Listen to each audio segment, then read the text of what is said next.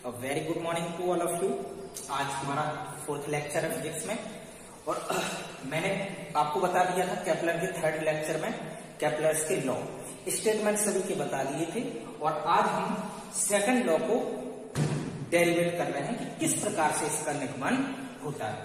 तो second law का एक बार स्टेटमेंट हम रिपीट करते हैं कि सेकंड लॉ का स्टेटमेंट एक्चुअली था क्या। तो सबसे पहले मैं बताता हूं कि केपलर ने ग्रह संबंधी हमारे नियम दिए थे जिसे हम केपलर संबंधित ग्रह के नियम कहते हैं या फिर ग्रह संबंधित केपलर के नियम कहते हैं। तो प्रथम नियम क्या था कि सूर्य के चारों ओर दीर्घवृत्ताकार कक्षा में प्रत्येक ग्रह चक्कर लगाता है तथा सूर्य उसके फोकस पर स्थित होता है। सेकंड लॉ था हमारा कि सूर्य जो फोकस पर स्थित होता है उससे ग्रह को मिलाने वाली रेखा, सूर्य से प्रत्येक ग्रह को मिलाने वाली रेखा समान समय में समान क्षेत्रफल पार करती है। अब समान समय में समान क्षेत्रफल पार करती है, कैसे करती है देखते हैं आगे। अगर समान समय में समान क्षेत्रफल पार करती है तो हम कैसे मानेंगे कि समान समय में समान क्षेत्रफल पार करती है। क्षेत्रफल चाल या क्षेत्रीय चाल इन शॉर्ट में समझो क्या हम इसमें करने वाले हैं। हम इसकी क्षेत्रीय चाल नियत करने वाले हैं। क्या करने वाले हैं? नियत करने वाले हैं, कांस्टेंट करने वाले हैं। क्योंकि अगर कांस्टेंट हो गई क्षेत्रीय चाल तो फिर क्या होगा, सभी की चाल बराबर होगी प्रत्येक ग्रह की। तो देखते हैं अगर कांस्टेंट हो गई तो बढ़िया है। इसके लिए हमने माना कोई दीर्घवृत्ताकार कक्षा में जिसके फोकस पर स्थित सूर्य एस है, माना ग्रह कोई ए है जिसका स्थिति सदिश आर, जिसका स्थिति सदिश वेक्टर आर है, माना टी समय पर वो ए पर स्थित है। dt समय पश्चात माना ग्रह का स्थिति सदिश क्या हो जाता है, t प्लस dt समय पश्चात स्थिति सदिश r प्लस dr हो जाता है। ठीक है, दूरी कितनी चली इसने dr, और dr चलने के बाद उसका नया स्थिति सदिश क्या हो जाता है r प्लस dr। इसी बीच माना इसका कोणीय संवेग L है, कोणीय संवेग L, माना कोणीय संवेग L, कोणीय चाल ओमेगा है तब, ठीक है, कोणीय संवेग आपका क्या हो गया L हो गया तथा कोणीय चाल क्या हो गई ओमेगा हो गई। तब कोणीय संवेग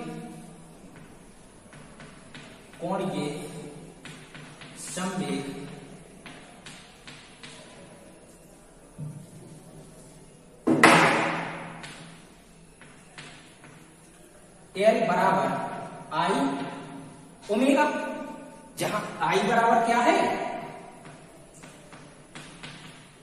मोमेंट ऑफ इनर्शिया,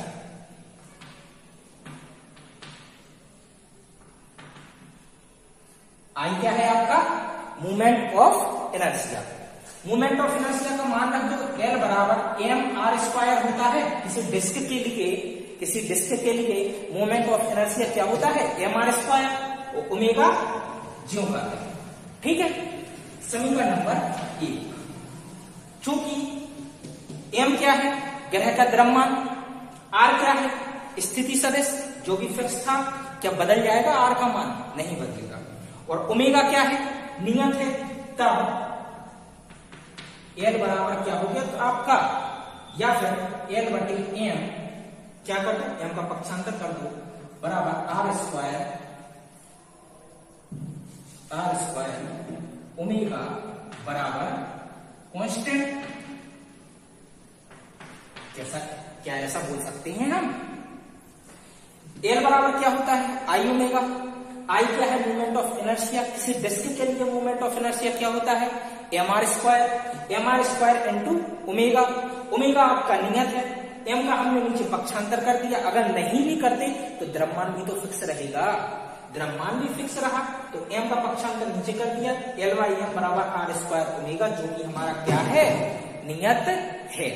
क्योंकि आर का मान तो हमें दिया रहेगा ना कि किसी दीर्घ वृत्त का अर्धनाभिलंब क्या है या दीर्घ नाभिलंब क्या है, दिया रहेगा ना। तो भाई उसका आर क्या होगा, फिक्स होगा। तो फिक्स होगा तो कांस्टेंट होगा, बदलेगा तो नहीं। क्या ओमेगा का मान बदलेगा, नहीं बदलेगा।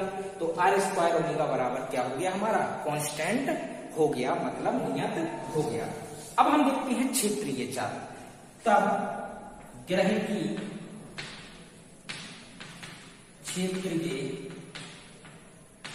चाल डीए बराबर क्या हो जाएगा, डीए बराबर 1/2 into R into D R into D R, यही तो होगा क्षेत्रफल।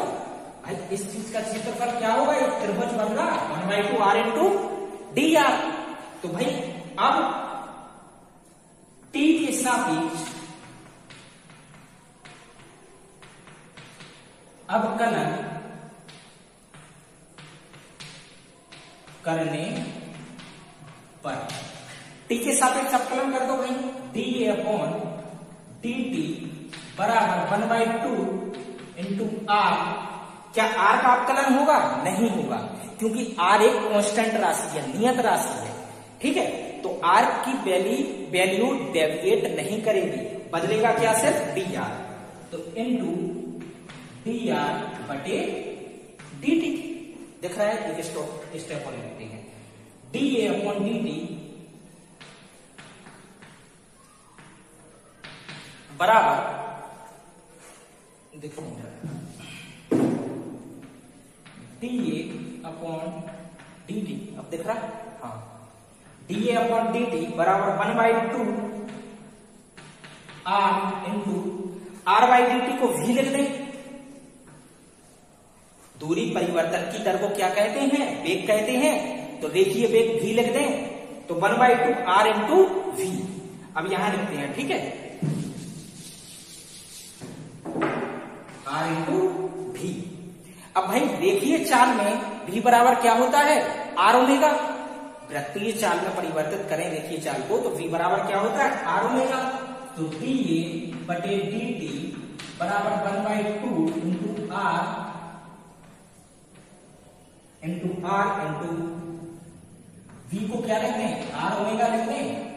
तो D A upon D T बराबर 1/2 आर स्क्वायर ओमेगा।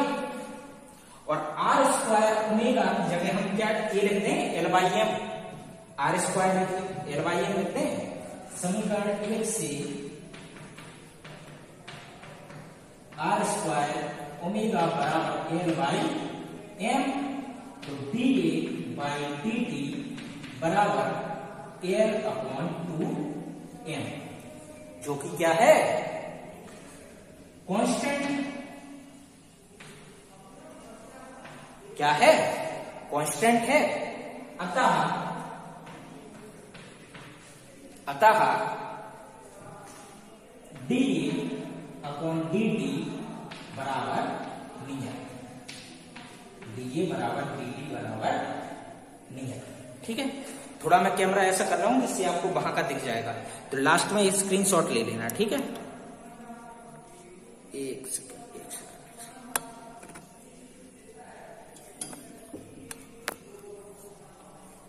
ओके, तो एक बार लास्ट में स्क्रीनशॉट ले लेना। और ये डेरिवेशन आपका हो गया। एक बार और समझते हैं क्या किया। सूर्य से ग्रह को मिलाने वाली रेखा समान समय में समान क्षेत्रफल पार करती है। तो हमें सामान्यता सी बात है कि हमें क्षेत्रीय चाल इसकी क्या करनी थी, नियत करनी थी। तो माना किसी ग्रह का कोणीय संवेग एल तथा उसका कोणीय चाल क्या है, ओमेगा है। तो एल बराबर आई ओमेगा होता है। आई क्या है, मोमेंट ऑफ इनर्शिया। किसी दृष्टि के लिए moment of inertia M R square. L बराबर M R square omega. M का पक्षांतर कर दिया, एल बाई एम बराबर आर स्क्वायर इंटू ओमेगा।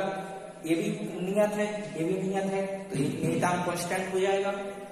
ग्रह की क्षेत्रीय चाल डी ए बराबर 1/2 आर इंटू डी आर। क्षेत्रीय चाल यही तो होगी, तो R into D R 1/2। T के सापेक्ष अवकलन कर दिया। क्यों किया, क्योंकि क्षेत्रीय चाल क्या होती है, क्षेत्रफल बटे समय। किसी निश्चित समय में चला गया क्षेत्रफल ही क्या कहलाएगी हमारी क्षेत्रीय चाल। तो dA अपॉन dt टी के सापेक्ष अपसरण कर दिया, dr अपॉन dt हो गया। देखिए वेग v बन गया, v बराबर r ओमेगा लगा दिया, r ओमेगा के बाद क्या किया हमने dy dt r square omega बन गया।